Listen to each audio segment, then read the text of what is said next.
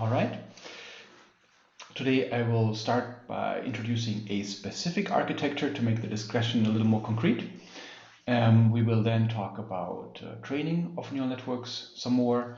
We will talk about the UNet, another important architecture, and then finally about instance segmentation. So let's start with this architecture. I have picked a problem which was of great interest to the community in, let's say the 2010s.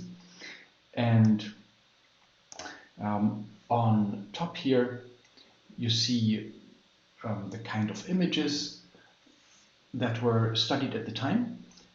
This was the time when the ImageNet challenge was created, 2012, and was the first time when 1,000 classes or categories of images had to be identified, and when 1 million training images were available.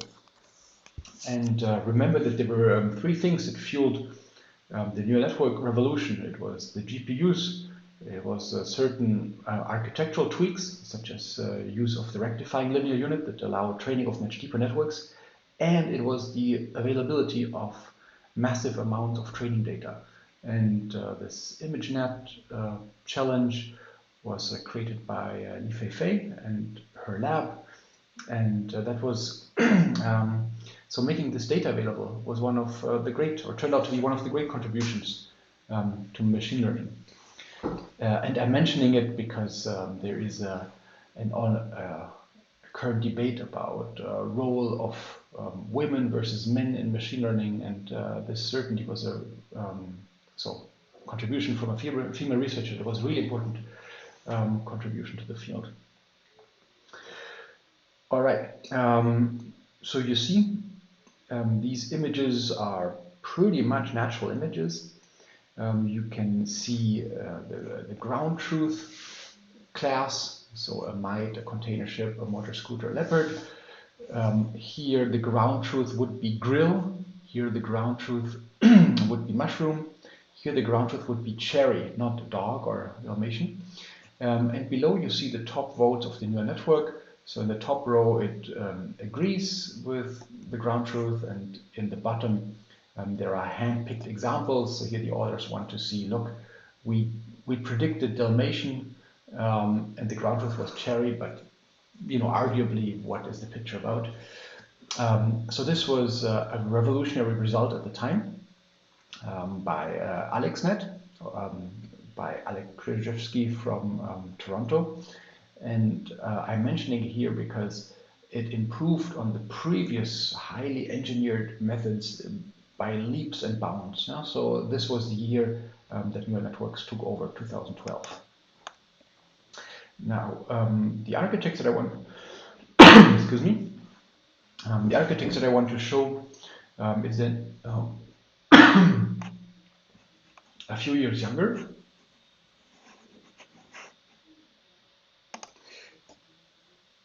The architecture that I show here is a few years younger.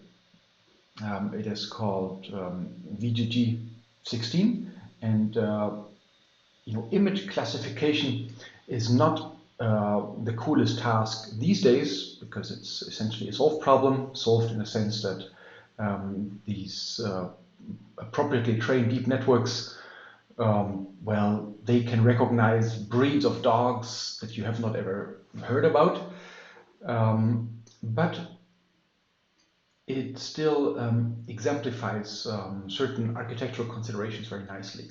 And also this particular architecture, VGG16, is not the one that one would use in 2020 for image classification, but again, it has certain traits that I want to emphasize here.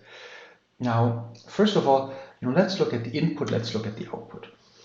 So the input would be a natural image, and in this architecture, all images have to be either cropped or rescaled to 224 by 224 pixels times 3 for the red, green, and blue channels.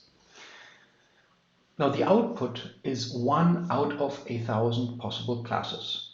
This deep network learned only to recognize 1,000 distinct categories. And here is an output vector with a one-hot encoding of the result. So it's normalized. All of these numbers sum up to 1, and they are non-negative. And here on this image, well, I see a car and a house. So car would perhaps be index number 337. And then probably the network would give you a large value, maybe 0.8, 0.9, in this position 337, and pretty low values elsewhere. So we need to go from here to there. And note that this drawing is not quite to scale, because this vector is 1 times 1 times 1,000, so pretty long vector. And here it looks smaller than the input image, which is 224 by 224 times 3. But the important thing is, here we have 2 spatial dimensions and 3 channels. At the output, we have a 1 by 1 image, just a vector, with 1,000 channels. So somehow we need to go from this big input to a thin output. And this is what this network here does by a series of operations. So the first thing that happens is that there are 64 distinct convolution filters being trained that compute 64 distinct responses from the input image. And typically in these early layers, these are edge detectors and the like. So that's a convolutional layer. So at this point we have 64 channels. Then there's a nonlinearity, a rectifying linear unit, and then another 64 convolutional features are being computed on the previous convolutional features. And that means we are now then, in this set of, we're in this, let me call it the second layer here. Now, eventually, we want to end up with a single vector. So we need to somehow reduce the spatial extent. And after talking about downsampling so much, you could expect that one would downsample.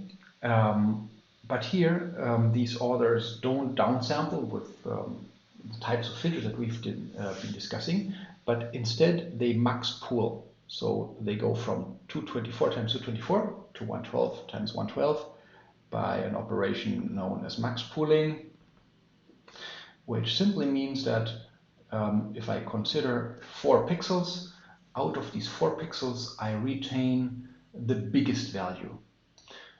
Why would you take the biggest value and not the average value? Well, think about finding a needle in a haystack. Let's say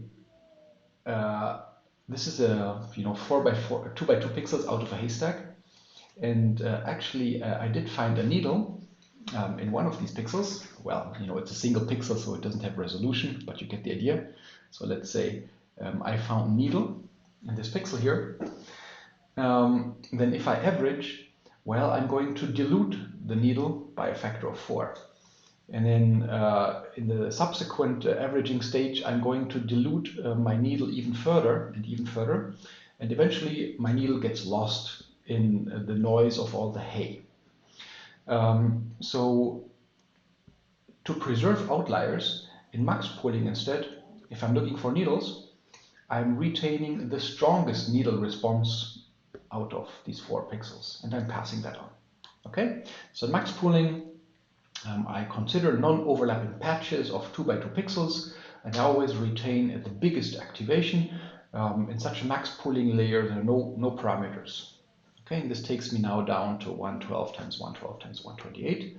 And now comes another convolutional layer, another convolutional layer, another max pooling, another convolutional layer, another convolutional layer, and so on. Now, let's look a bit at this number of channels. Here we have 64 channels. Now, by max pooling, we reduce the number of pixels by a factor of 4.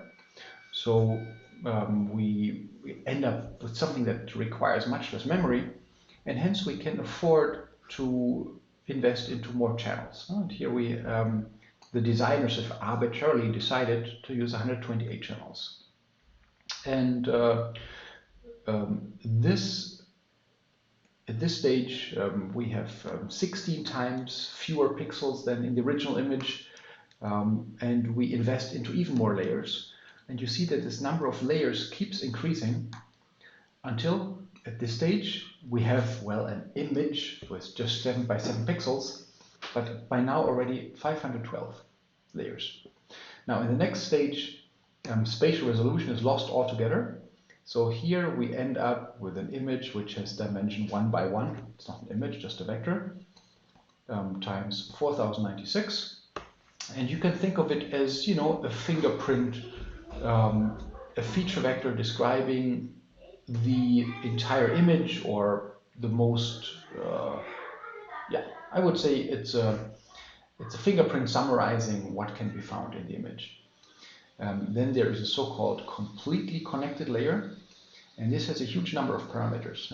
So if I consider one of these 4096 perceptrons or neurons here, it gets its input from all 4096 perceptrons in the previous layer. And for each of these connections, I have a weight associated with it. Now, for the next element of this vector, I also have 4096 weights, but they are different.